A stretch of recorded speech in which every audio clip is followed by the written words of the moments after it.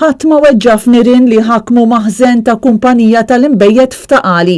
Sa issadu mhux magħruf x'wassal għal dan il-ħruq li beda għal ħabta tal-4:30 ta' 2 wara nofsinhar u li ħaftit inqas minn satejn biex ikun ikkontrollat.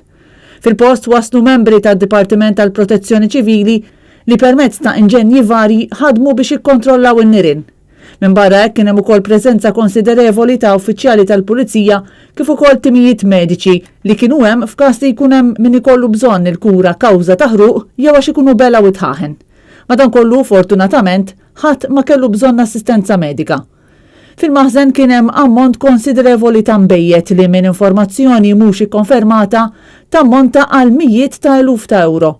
Jidher li minħabba l-possibilità tal-preżenza ta' gassijiet tossiċi l-aċċess li għandu jsir fil-post mhux se jsir qabel jumejn oħra sakemm ikun aktar sigur għall-uffiċjali u sabiex ikun żgurat li ma jiżviluppawx aktar nirien. Il-Pulizija għadha qed tinvestiga x'wassal għal dan l-inċident.